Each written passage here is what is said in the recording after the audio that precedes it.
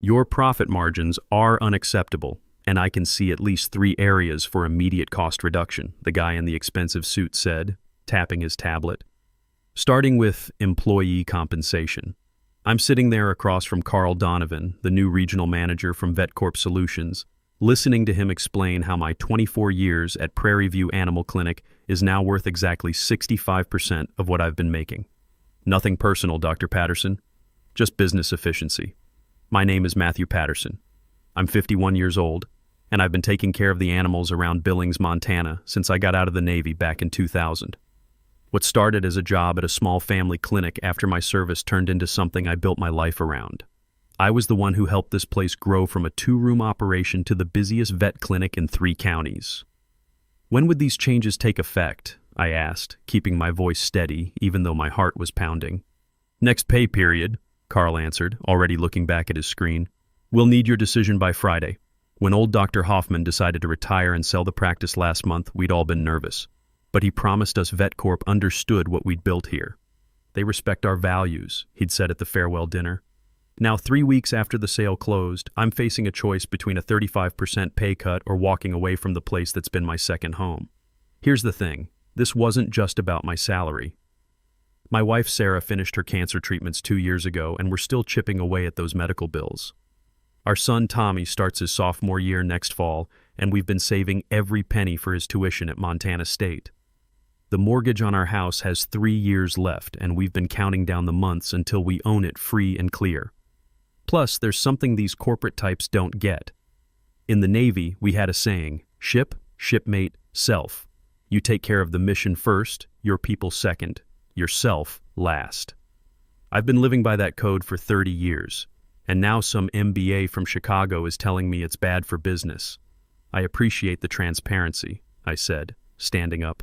I'll have my answer by Friday. Carl nodded without looking up. Oh, and Matthew, we're implementing new protocols next week. Training materials are in your email. Outside his office, I stopped by Nancy's desk. She's been our receptionist for 12 years, and her worried expression told me she already knew what was coming. You too? I asked quietly. She nodded. 30% cut plus reduced hours. What are you going to do? I looked around at the waiting room. Families with their pets, a rancher with his cattle dog, kids holding hamster carriers. I'm not sure yet, but something tells me we're about to find out what this place really becomes. That night at dinner, I couldn't bring myself to tell Sarah about the meeting. She was excited about Tommy's acceptance letter to Montana State, talking about how proud she was that we'd managed to save enough for his sophomore year despite all the medical expenses. How do you tell your wife that the financial security you've worked 24 years to build just got yanked out from under you? Instead, I called my old Navy buddy Jim Rodriguez, who'd opened his own auto repair shop 5 years ago. Best decision I ever made, he told me. Yeah, it was scary at first, but now I answer to myself. No corporate suits telling me how to run my business. After we hung up, I sat in my truck in the driveway thinking. I'd always assumed I'd retire from Prairie View, maybe hand over my patient load to a younger vet someday. The idea of starting over at 51 felt overwhelming, but the more I thought about it, the more it felt like the only real option. The next morning, I called Andrew, our younger vet, who'd joined us 6 months ago after working at a VetCorp clinic in Denver. How bad was it there? I asked him during our lunch break. Bad enough that I left, he said. Everything becomes about numbers. How many appointments per hour, how many add-on services you sell, how much revenue you generate per patient. He pushed his sandwich around on his plate. They wanted me to recommend dental cleanings for every dog over 3 years old, whether they needed it or not. That got my attention. What about the quality of care? What quality? You get 15 minutes per appointment max. If you spend longer, they dock your efficiency rating. Andrew shook his head. I didn't go to vet school to become a salesman. That afternoon, I did something I'd never done before. I called in sick and drove out to Dr. Hoffman's place by the lake. He was sitting on his porch with a fishing pole, looking more relaxed than I'd seen him in years. Matt, what brings you out here on a Wednesday? I told him about the meeting with Carl, about the pay cuts, about the new protocols that were coming. His face got darker with every detail. They lied to me, he said finally. Their representatives promised they'd keep the clinic's culture intact. I never would have sold if I'd known. It's not your fault, Doc. You deserved your retirement. I hesitated. I'm thinking about opening my own practice. He was quiet for a long moment, watching his line in the water. You know what, Matt? You should do it. You've got the experience, the client relationships, and this community needs a vet who still remembers why we got into this business. But at my age, starting from scratch? Hell, you're 51, not 81, and you've got something these corporate places don't. You actually give a damn about the animals. That evening, I finally told Sarah everything. She listened without interrupting, and when I finished, she was quiet for a minute. How much would it cost to start your own clinic? She asked. I've been doing some research. Maybe $200,000 to get started properly. Equipment, lease deposits, licensing, the whole 9 yards. We have $85,000 in savings for Tommy's college, she said slowly. And we could look into refinancing the house. Sarah, I can't ask you to risk our son's education and our home. She took my hand. Honey, you've been taking care of this family for 24 years. You served your country for 8 years before that. Maybe it's time we took care of your dream. I spent that weekend researching everything.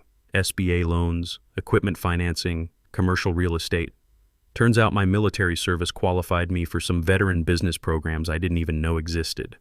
My disability rating from that helicopter crash in '98 came with some financial benefits I'd never thought to use for business purposes. Monday morning, I walked into Carl's office feeling different, more focused. In the Navy, we called it having your mission parameters locked in. I need to ask you something, Carl, I said, sitting down across from his desk. These new protocols you mentioned, what exactly are we talking about? He pulled up something on his tablet. Standard efficiency improvements. We're targeting 10 appointments per day minimum, up from your current average of 7. Plus mandatory upselling on our premium wellness packages. 10 appointments? That's about 45 minutes per animal, including paperwork and room turnover. 40 minutes, actually. We've streamlined the documentation process. I did the math in my head. 40 minutes to examine an animal, talk to the owner, update records, and clean the room for the next patient. That's not veterinary medicine. That's an assembly line. And these wellness packages? Comprehensive testing suites. Every animal gets the full workup. Blood panels, urinalysis, x-rays if indicated. Really drives revenue per patient visit, whether they need it or not. Carl's smile got a little tighter. Prevention is always better than treatment, don't you think? Right then, I knew I was done. This wasn't about saving money or improving efficiency. This was about squeezing every dollar out of people who trusted us with their animals. I'll have my decision for you by Friday, I said, standing up. That week, I started making calls. First to the SBA office in Billings, then to a couple equipment suppliers I'd worked with over the years. Amazing how many doors open when you mention you're a veteran looking to start a small business. I also called my old platoon sergeant, Tony Kowalski, who'd retired to a ranch outside town. You thinking about going into competition with Prairie View? He asked. Something like that. Good. Those corporate assholes bought out my feed store's vet, too. Now they want to charge me $2,400 for what used to cost $1,600. Count me in as your first customer. Wednesday, I drove around Billings looking at commercial spaces. Most were either too small, too expensive, or in the wrong location. Then my realtor showed me the old family practice building on Rimrock Road. It had been empty for 6 months since Dr. Peterson retired. The moment I walked in, I could see it. The waiting room was perfect. Big enough for families with large dogs, separate areas for cats and small animals. The exam rooms had good natural light and proper ventilation. Even better, most of the plumbing and electrical work was already set up for medical use. The owner's motivated, my realtor said. Been empty long enough that he'll consider a lease-to-own arrangement. That night, Sarah and I drove out to look at the building together. She walked through each room, asking practical questions about layout and workflow that I hadn't even thought of. This feels right, she said as we stood in what would be the main exam room. It feels like a huge risk, I replied. Everything worthwhile is a risk. Besides, you've got skills these corporate guys don't. Like what? Like actually caring about your patients. Like knowing Mrs. Henderson's cat by name. Like spending an extra 10 minutes with nervous pet owners instead of rushing them out the door. Friday morning came, and I walked into Carl's office at exactly 9 a.m. with my decision. "I'm submitting my 2 weeks' notice," I said, handing him the envelope. His professional mask slipped for just a second. "You're quitting over a standard market adjustment? I'm pursuing a new opportunity." He leaned back in his chair. "You know, I expected this from some of the support staff, but not from a senior veterinarian. This is how business works, Matthew. Adapt or get left behind." "I understand business just fine," I said, "and I've made a business decision. I hope you've thought this through. Non-compete clauses can be very restrictive." I'd been ready for this. "I've reviewed my contract with an attorney. Montana law severely limits non-compete enforceability for medical professionals, especially in underserved areas." Carl's confident expression faltered slightly. "Well, we'll see about that." The news spread through the clinic like wildfire. By lunch, Nancy, Linda, our head tech, and Andrew had all found ways to pull me aside. "Is it true?" Nancy whispered by the supply closet. "Yeah, my last day is November 15th. What's your plan?" I decided to trust her. "I'm opening my own practice. Found a place on Rimrock Road." Her eyes lit up. "Really? When?" "Probably March or April. Gives me time to get everything set up properly." "Well," she said, glancing around, "when you're ready to hire a receptionist who actually knows your clients, give me a call." Throughout the day, similar conversations happened. Andrew was immediately interested. Linda started asking careful questions about timing. Even some of the newer staff seemed intrigued by the possibility of working somewhere that wasn't focused on quarterly profit margins. My last 2 weeks at Prairie View were the longest of my career. I maintained my professionalism, but Carl had started hovering around my appointments, clipboard in hand, making notes about efficiency opportunities. He'd also scheduled an exit interview for my final day and kept sending emails about my ongoing obligations regarding client solicitation. What Carl didn't know was that I'd already talked to Jim Rodriguez's lawyer buddy about those non-compete clauses. Turns out Montana law severely limits their enforceability for medical professionals, especially when it comes to serving rural communities that need the services. Plus, and here's the thing Carl really didn't understand, I wasn't planning to steal anybody's clients. I was planning to be available when they came looking for me. By Wednesday of my last week, word was getting out despite my efforts to keep quiet. Mrs. Henderson asked me during her cat's checkup, "So where exactly will your new practice be?" "I haven't finalized anything yet," I said carefully, knowing about the new recording system VetCorp had installed for quality assurance. She lowered her voice. "Well, when you do, please let Whiskers and me know. We're not going anywhere else." These conversations happened every day, and each one convinced me I was making the right choice. People weren't just loyal to Prairie View, they were loyal to the care they'd been getting, and VetCorp was about to change that in ways they couldn't see coming. My last day finally arrived. I collected my personal items, said goodbye to the staff who'd become family, and walked out to my truck feeling both sad and excited. As I was pulling out of the parking lot, my phone buzzed with a text from Nancy. Just overheard Carl on a conference call. He told corporate that losing one vet won't make any difference. "How much impact could one guy have?" were his exact words. I smiled and texted back, "Guess we'll find out." The next 4 months were a blur of permits, inspections, equipment purchases, and paperwork. The SBA loan came through faster than expected. Turns out they had a special program for veteran-owned businesses in rural areas. Between that, our savings, and the equipment financing deal I worked out, we had enough to do this right. The best part was getting to use my hands again. I'd forgotten how much I missed building things. In the Navy, we fixed everything ourselves. Helicopters, electronics, plumbing, you name it. Now I was installing exam table mounts, running network cables, and setting up the X-ray room ventilation system. Sarah would come by after work to help paint and organize supplies. "This feels like our place," she said one evening as we were putting up shelving in the pharmacy area. "It is our place. That's the whole point." Tommy came home from his first semester at Montana State and pitched in during Christmas break. Kid's studying pre-vet now, which wasn't entirely surprising. He'd been coming to the clinic with me since he was little. "Dad, this is so much cooler than the corporate place," he said while helping me install the digital X-ray system.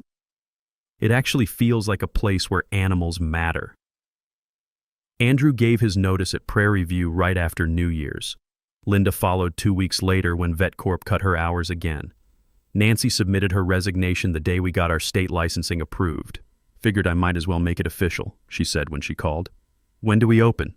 March 15th. If everything goes according to plan, I'll be there.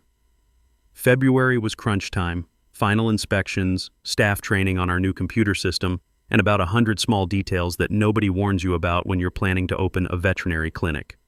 My military training kicked in. Make lists, check everything twice, have backup plans for your backup plans. 2 weeks before opening, I sent a simple announcement to the Billings Gazette. Rimrock Veterinary Clinic opening March 15th. Dr. Matthew Patterson, veterinarian. Comprehensive animal care with a personal touch.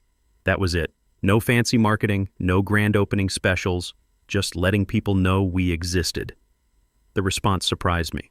My phone started ringing the day the announcement ran. Mrs. Henderson was the first caller. Dr. Patterson?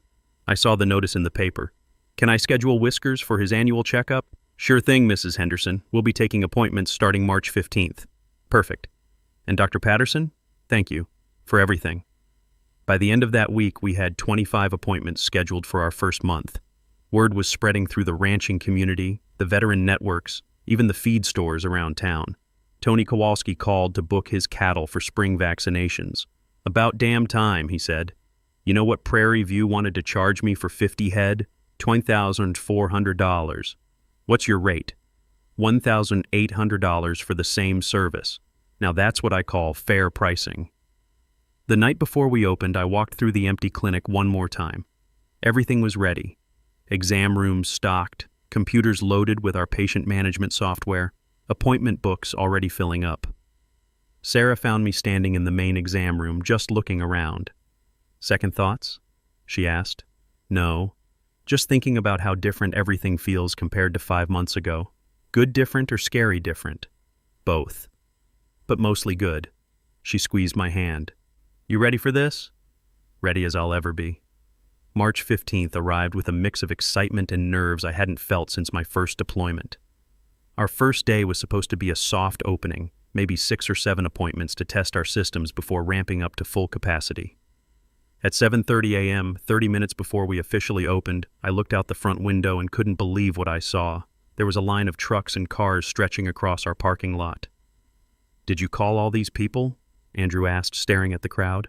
No way. We only scheduled 7 appointments for today. Nancy was already at the front desk, booting up our computer system. Word travels fast in a small town, she said with a grin. Plus, Mrs. Henderson's been telling everyone at the feed store about this place for weeks. When we opened the doors, familiar faces poured in. The Henderson family with Whiskers, the Morrison Ranch crew with their border collies, old Pete Martinez, who'd driven 45 minutes from his spread east of town with a truck full of goat carriers. We saw the announcement and figured we'd come check you out, Mrs. Henderson explained. Nobody wanted to wait. By lunch, we'd seen 18 animals. By closing time, that number hit 28. Every client said basically the same thing. They weren't following a clinic, they were following their vet. What really got to me were the small gestures. People brought homemade cookies, congratulation cards, and coffee for the staff. The Martinez family showed up with enough barbecue to feed everyone lunch. One rancher's wife brought a hand-painted sign that read, "Welcome to Rimrock Veterinary, where animals come first." That evening, exhausted but happy, I got a text from a friend still working at Prairie View. Emergency staff meeting called for Monday morning. Apparently today's schedule was half empty. The next week exceeded every projection I'd made in my business plan. We had to extend our hours and bring in a part-time tech just to handle the demand. Word wasn't just spreading through Billings. People were driving in from Hardin, Columbus, even as far as Miles City. The whole county's talking about what you did, one rancher told me while I examined his prize bull. Standing up to those corporate types takes guts. I hadn't intended to become some kind of symbol, but that's apparently what happened. People shared stories about VetCorp's new pricing and policies, comparing them to our transparent fees and common-sense approach to animal care. By the end of our first month, we had registered 280 animals in our system, way ahead of the 150 I'd projected in my business plan. But here's what really surprised me. It wasn't just former Prairie View clients. We were getting new customers from all over the region, people who'd been driving to Bozeman or Great Falls because they didn't trust the corporate clinics. By late spring, about 3 months after we'd opened, Dr. Hoffman came by to see the new place. I was in the middle of a routine surgery when Nancy told me he was in the waiting room. "Dr. Hoffman, what brings you to town?" "I had to see this for myself," he said, looking around with obvious pride. "You've built something special here, Matt." As we toured the clinic, staff and clients greeted him warmly. Many said they missed him but were thrilled with how things had turned out. "I made a mistake selling to VetCorp," he admitted as we finished the tour. "I should have talked to you first about taking over the practice. Everything worked out the way it was supposed to," I told him. "Besides, this way we get to start fresh, do things our way." That same week, I got an email that brought everything full circle. It was from Carl Donovan, requesting a meeting to discuss the veterinary landscape in Billings and explore potential collaboration opportunities. I smiled as I typed my reply. "I'm available Tuesday at 2 p.m. Nothing personal, just business." When Carl showed up, he looked different. Less confident, more desperate. Turns out VetCorp was struggling in Billings. They'd lost about 50% of their client base in 6 months, and corporate was asking hard questions about the acquisition. "Look, Matthew, maybe we got off on the wrong foot," he started. "There might be opportunities for cooperation here, referrals, shared services, that kind of thing." "What kind of referrals?" I asked. "Well, you're obviously doing well with the basic care market. We could focus on specialized procedures, emergency services." I leaned back in my chair. "Carl, here's the thing. My clients don't see me as basic care. They see me as their vet. When their animals need emergency surgery or specialized treatment, they want me to handle it or at least be involved in the decision." His face fell as he realized what I was saying. VetCorp had turned veterinary medicine into a commodity, but pet owners don't want commodities when it comes to their animals. They want relationships. "So what happens now?" he asked.